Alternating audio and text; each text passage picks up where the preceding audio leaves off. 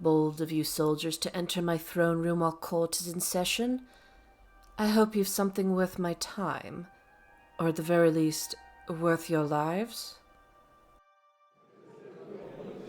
The resistance, you say? Fascinating. And their leader? What of their leader? Splendid. Bring him forward. Well, well, well.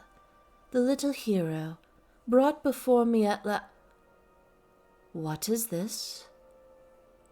What is this? Why is he bruised? I gave express orders that he was to be unharmed. Unharmed. Does he look uninjured to you? I don't care if he fought back. I don't care if he slaughtered your entire regiment. You were to bring him to me without hurting him. You know what? You're not worth wasting my time on right now. Guards, arrest them. Then the rest of their company and the commanding officer they served under. I'll torture them all to death later myself. The court is dismissed. I said dismissed.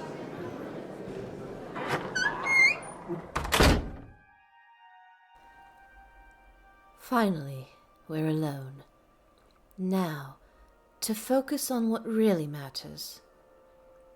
I'm sorry they hurt you, my dear. I assure you it was not my intention. No, capturing you was my intention. Coming face to face with you, the leader of the only resistance movement in recent memory, that was my intention.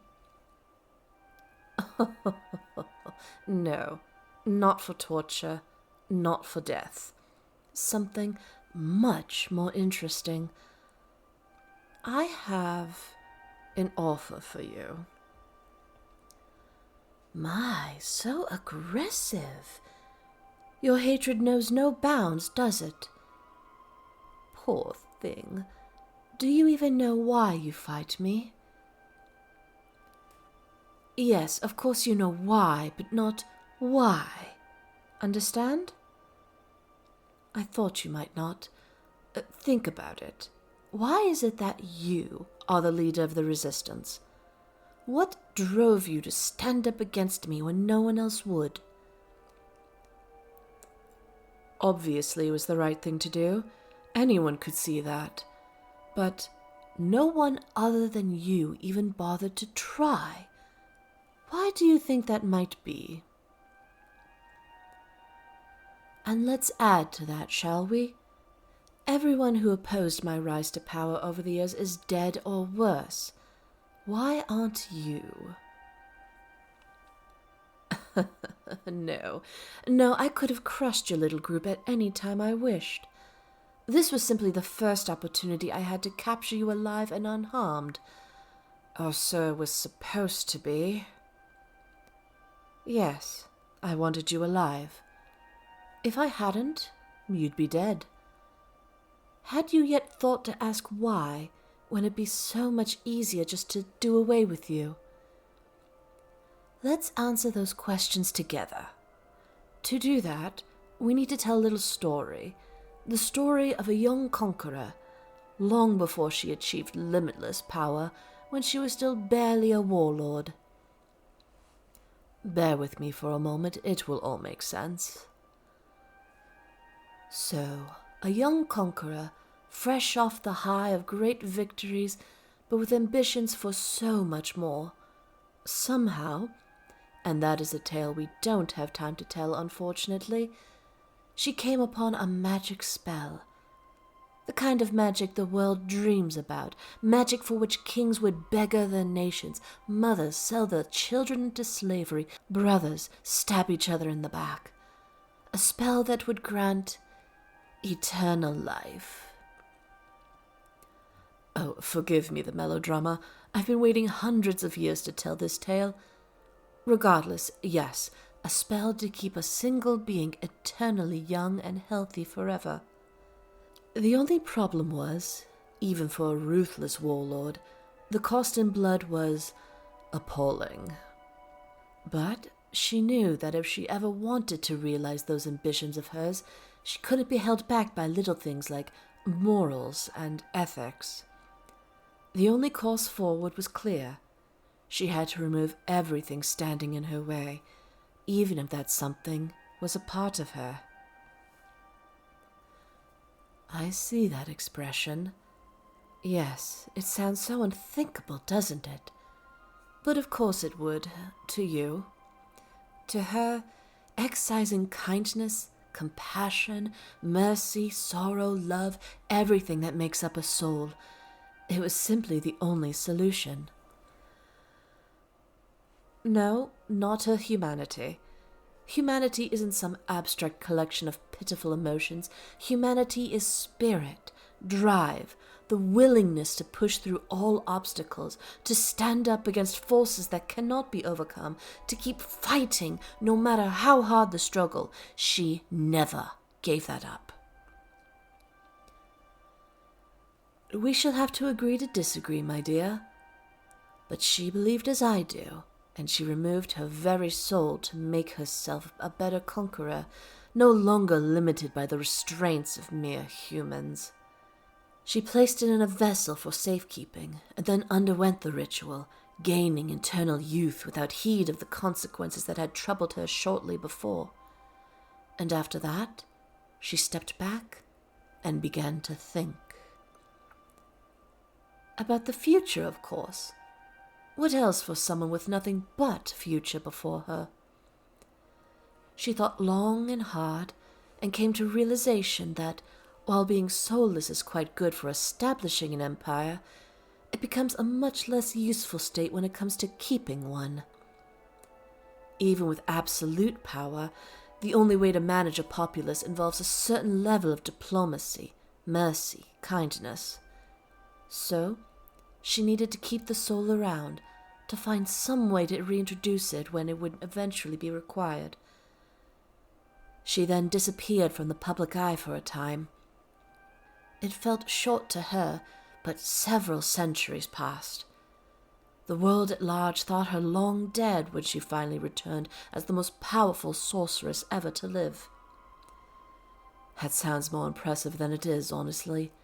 Anyone with eternal life could achieve ultimate power eventually, although most would take quite a lot longer than she did, I'm sure. Hush. It's not self-aggrandizing if it's in third person. With the incredible magics now at her command, the subjugation of the world was relatively easy. All bowed before her, and she ruled unchallenged, and so it has been for longer than you've been alive. Except, it hasn't been totally unchallenged, has it? Yes, in part I'm talking about you. Your resistance wasn't the first, though. Before you were born, the remnants of several of the intelligence organizations of the great powers I'd toppled joined forces against me. They were difficult to root out, and before I was done, they'd managed to steal the vessel with my soul. I believe they sought to use it against me in some way, perhaps as a kind of simulcratic link, perhaps a bargaining chip.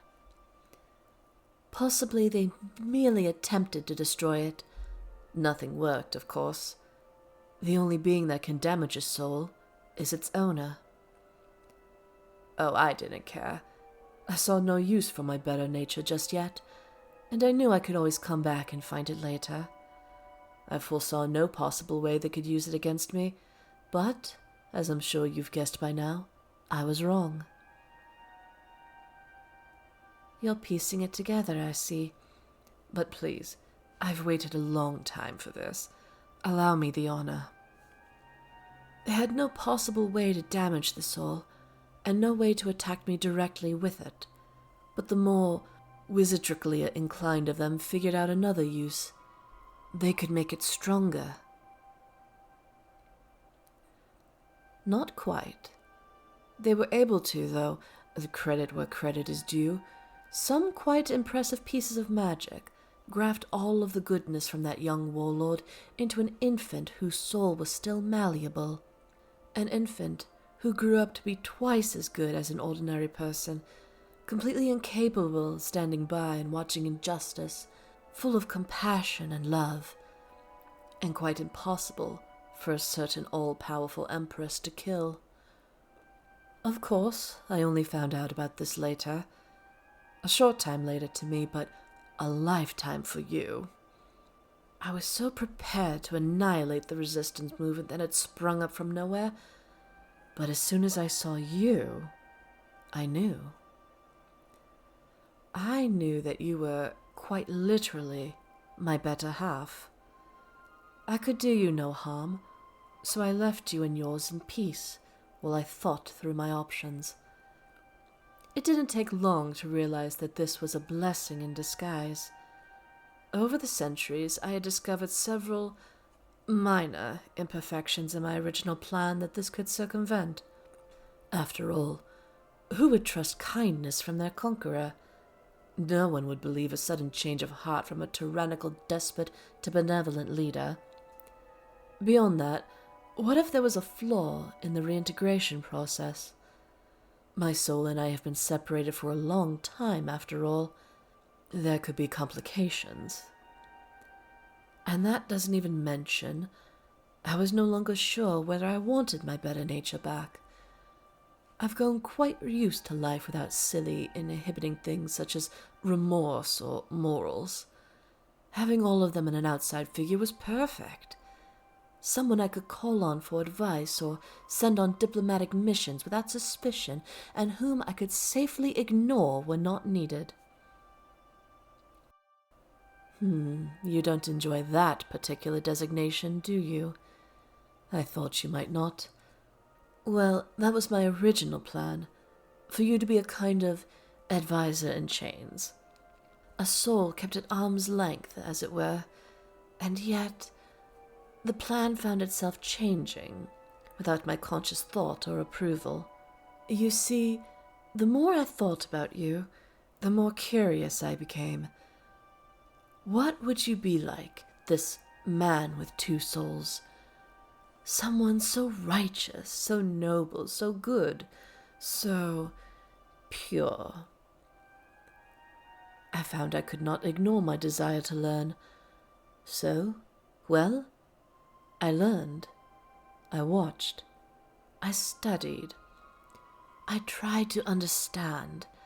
It was, of course, difficult, trying to comprehend someone with such a fundamentally different worldview, one so incompatible with mine. It was certainly an endeavor. But, while not particularly fruitful, in that I still cannot fathom why you do what you do, it was most definitely worthwhile. Now I know you. Possibly better than you know yourself. Your little quirks, your habits, your likes and dislikes, every facet of your history, everything that makes you, you. And the more I learned about you, the more I realized I don't just need you beside me, I want you. Seems foolish, doesn't it? The all-powerful evil Empress wanting nothing more than her polar opposite. But, well, there are so many cliches about matters of the heart for a reason, are there not? I may have removed my love, but by no means did I remove my desire. Or, it should be noted, my lust. I saw no purpose in depriving myself of that. Ah, yes, of course. I mentioned an offer. Well, I said an offer. I don't see that you're at much liberty to refuse. I suppose you could, of course, but then things would go poorly for quite a lot of people.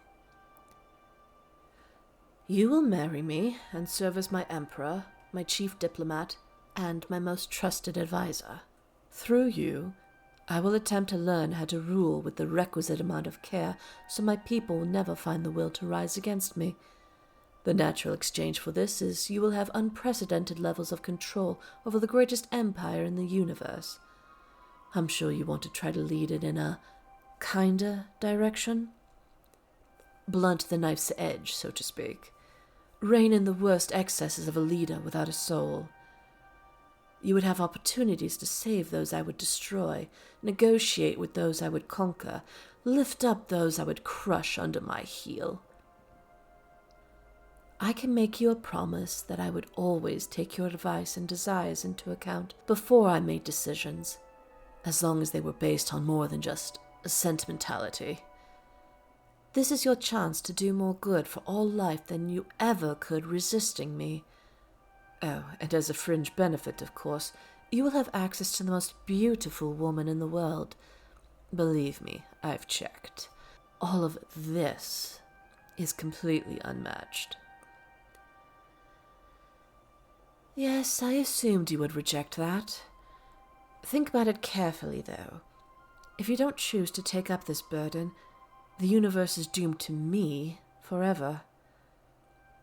Yes, I said the universe. Did you think I would stop at just one paltry world? I intend to prove that when I say all-powerful, I mean it. No, you cannot stop me. Not from the prison I will place you in if you reject my offer. Oh, come now. You know that I couldn't leave such a dangerous enemy free. Unless, of course, he was by my side. Freedom is relative, my dear. To some, it means the ability to go where one wishes. To some, the ability to choose their destiny. To some, it simply means no responsibilities. With this choice, I give you the second. If you choose not to be with me, you gain the third. Unfortunately, I don't see a way for you to gain the first, but certainly the way to be farthest from it is by choosing prison. Again, I urge you to reconsider. Think of all the monstrous acts I've committed, all of the evil in my heart, all of the suffering that led you to rebel in the first place. You could save uncounted peoples from that. You could save the very universe. And there's no way to betray me from inside a cell. Ah, there's that honor of yours come to the surface. It gets you into nothing but trouble, you realize. Of course you wouldn't. And I wouldn't have you any other way. But still, being positioned so close to me leaves you in a unique spot to tear me down. My blind spot, in fact. Oh no, you won't be able to, I'm quite sure of that. But you'll never even have the chance if you stay rotting in a cell for the rest of your life, will you? I can see you thinking about it. Don't pretend the idea doesn't appeal to you. My dear, it would appeal to anyone. If you won't do it for the altruism, then selfish reasons will suffice. Consider being the emperor of the known universe. A tempting offer, I'm certain. Well, don't dismiss yourself so fast. Unlimited pleasures, food and drink and comfort and servants, and might I remind you again, the most beautiful woman in the world? Of course. I plan on both of us living forever, so there won't really be need for an heir. But having one around couldn't hurt, could it? Besides, the making of such might prove enjoyable. Beginning to understand, are you? Still reluctant? Remember also, I am a vengeful, spiteful empress who is used to getting what she wants. Now, we both know that I could never hurt you. If you decide to refuse me, you will face no consequences other than your cell. The rest of the world, however, may not be able to say the same. I have no qualms about taking out my anger on innocence. Hero, I've explained all of this already. I need a diplomat and a trusted advisor, and I want you to be by my side. Simple reasons, surely. No, I can promise you that... I've told you, No, you don't. you're incorrect. I do not miss having a soul. I cannot miss having a soul. I cannot even comprehend what it would be like to have a soul anymore, and I have long outgrown my naive desire to find out. I merely wish to have access to a soul, as I said. Believe what you will, hero. If you wish to search for a modicum of good in me, a seed of redemption, it will be your privilege to do so, should you remain by my side. You will find nothing, but if the attempt is what convinces you to join me, so be it. Oh? Assurances of what? Don't get greedy now. I suppose I could have anticipated that one. Yes, if any of your fellow resistance members are still alive, they will be pardoned of their past crimes and released. Ah, there's that noble streak. No, hero, my orders must be obeyed. More than that, you were not supposed to come to harm. The soldiers that injured you will face the most painful death I can inflict. They are soldiers serving the empire you fought against. Surely fewer of them to oppress the people is what you desire? You are infuriatingly stubborn. Is this a preview of the rest of my eternity? If so, I cannot wait. Fine, most of the company will be spared. The ones that actually injured you, though, they cannot be allowed to live. That is non-negotiable. You are running out of times I will allow you to hold that over my head. Either accept the offer, or don't.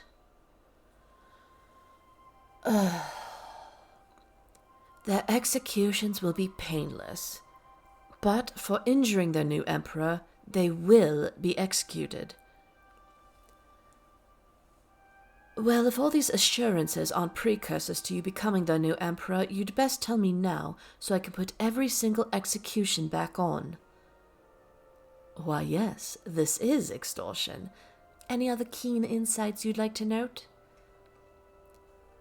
If you believe extortion isn't the correct way to secure my reign, then you'll have a very long time to convince me of that, as soon as you take the deal. If it helps, I've already had the rings forged. I can think of no better use for the remnants of the vessel that once held my soul. Well, you, my dear, are not remnants. I can think of plenty of better uses for you. Would you like to experience some of them? Because you won't be able to, from inside of a prison cell. You've been considering and debating for a long time now. I'm beginning to grow impatient. If you'd like, I could always lock you up for the next few years, come back when you're somewhat less reluctant. Whatever you decide, you will make your decision now. You have until the count of 10, or I will decide for you. 10, 9, 8, 7,